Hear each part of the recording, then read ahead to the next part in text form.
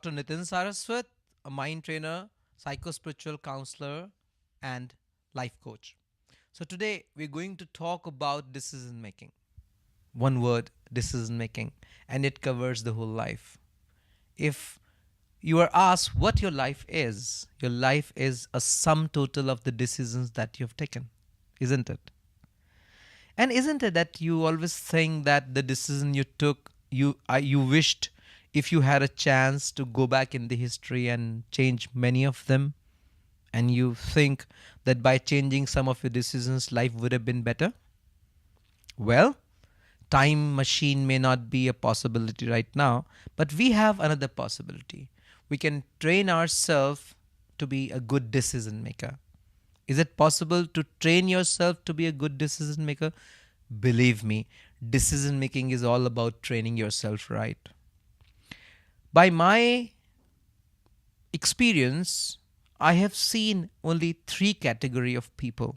One, who do not know how to make a decision and they know it. Second, who do not know how to make a decision and they never know it. On the contrary, they always think that they are very good at decision making. And third, who have mastered the art of decision making. So let's talk about the first one, the first category first. The people who know that they are not good decision makers. Their life is even easier because they know that they are not good decision makers. So they ask for help. They ask someone else to take decisions for them. They become more dependent, but at least they know what to work upon. The second category of people are the most they are the people who are troubled the most. Why? Because 90% of them are impulsive decision makers and they think that they are very good at decision making because they make it quick. Taking a decision quick is not actually good decision making. So these people, they do a lot more harm.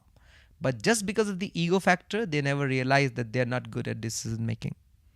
And the third community is that it's a fraternity that is of successful people. If you ask me, the biggest thing in success, what makes people successful, that's their ability to have a good decision making skill.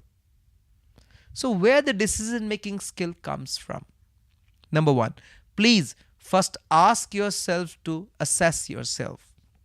How good you are at decision making. So how to know if you're good at decision making? Very simple. We will have few steps to follow. Number one, can you assess a situation? Number two, after assessing a situation, can you come to the possible conclusions? Number three, can you choose the right, what is your preferred option? And last one, can you own up your option? If you can use all these 4 points, you are a very good decision maker. What people who are not good decision makers do? Why decision making is so difficult? Because you have to live with your decision. You have to own up your decision. And you don't want to own up your decision. And there's a beautiful quote in English. Like, not taking a decision is like standing in the road. In between the road. You're bound to get crashed. You will be run over by the time. People who do not take decisions, what they do, they let the time reduce their options and then the time takes a compulsive decision for them. They are left with no option. Suppose you like 2 girls or you like 2 boys and you're not taking any decision. So the time will decide for you. Maybe both will leave you, or maybe one will get married and you will be left with the another one. Suppose you have 3 job options and you're not able to decide. So what will happen? The time will decide for you. So please don't let the time decide for you. And if you're impulsive, what will you do? You will just go by the impulse. No, don't do it either way. Please, neither be impulsive nor let the time decide for you. Then what to do? Very simple.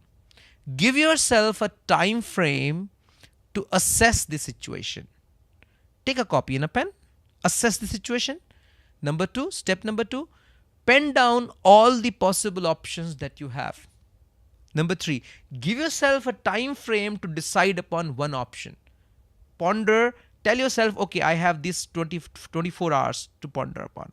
Ponder as much as you want, but after that time, you will take a decision. And the most important step, own up your decision. Remember, even the bad decision was the second best decision that you should have taken, you could have taken. So, no harm taking a bad decision. Just make sure that you did your homework right. That's how you train yourself. Once you learn how to take decisions good, I bet you're going to have a much happier life. Thank you.